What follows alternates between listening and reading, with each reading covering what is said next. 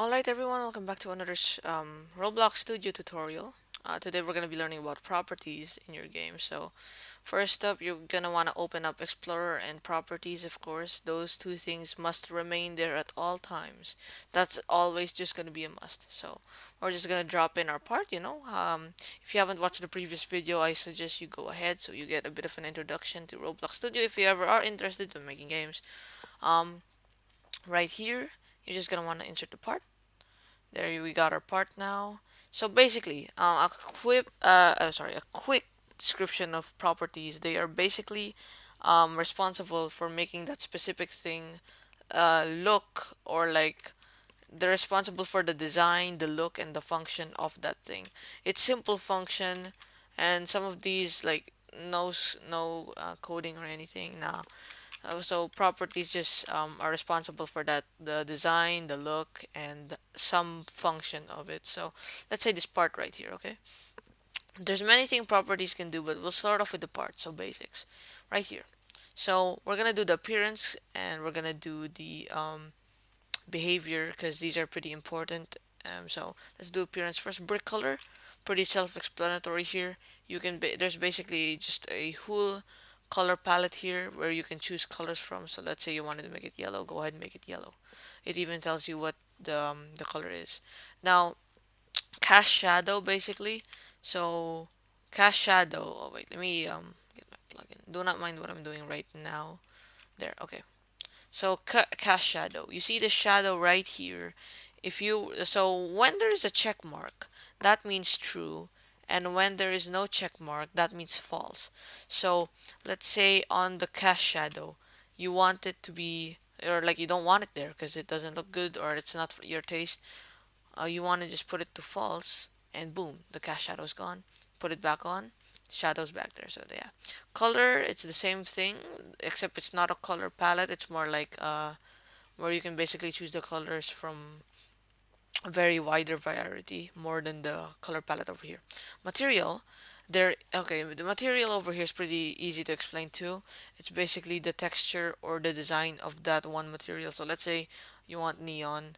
Wow, the part that becomes neon too, which is pretty sick. Let's say you want like sand. Yeah, the texture becomes sand too. So for making or designing the game, this is really useful for you. Reflectance is pretty self-explanatory too. Let's make it glass for now. Reflectance, like you can make glass or water effects to how reflectant it is. Search up reflectant if you're having troubles with that word. And transparency, it's how visible the part is. One is the highest visibility where it basically becomes invisible, and zero is like it's pretty normal. It's just the part itself. So there, you can switch that to your liking. You can make windows, glass, texture, or even water. Now over here we have our next thing, which is the behavior. There's many things you're gonna find like transform, like size and stuff. These are pretty useful for scripters. The positions are also really useful if you want to change that, but we're not gonna go through that now because they're not advanced, but you won't be like using them too much as of right now. So behavior over here, we have, as I said earlier, if there's no check mark, then that means it's false. So let's go in our test mode actually here. Um, Once again, I do recommend watching the introductions first, if so that you know what to do, I guess. So right here we have our part. Let's just go to workspace, press the arrow key. We're gonna select our part, and you're gonna see the properties once again. So if anchored is false because there's no check mark, that means false. You can basically push it around. It's not staying on one spot. Like you can like move it around. You can make a ball with this maybe because you can insert many parts. But yeah, you can move them around, which is really sick. So yeah, you can do stuff like that. If you put anchored on true though, you won't be able to move the part anymore. You see, I can't push it that much. Or like no, it's just sudden stop basically. And the same affects to gravity too. If I put anchored to false and I drag the part up here, it will fall back down right there because it's not stuck in one position. If I put anchored to true, then boom, it's stuck. It's stuck flying. You can make floating islands with this. Pretty cool. So let's put unanchored right there for now.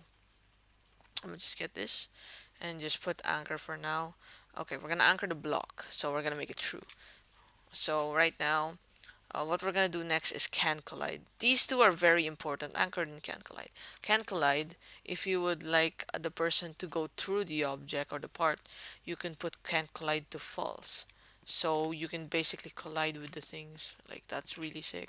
Like if you wanted to make a waterfall and then there's something like treasure behind it, like let's say that's the treasure. This is the treasure right here. You're gonna go through it like this and boom. The waterfall effect or just something that you can go through basically. That's what. Oh wait, I selected something else. That's what can collide does. And if I turn it on true, you can't collide with it anymore. You can't go through it. So yeah. Anyway, that's the basics of properties. Thank you so much for watching. Hope you found this tutorial very useful and have a good night. Thank you once again for watching.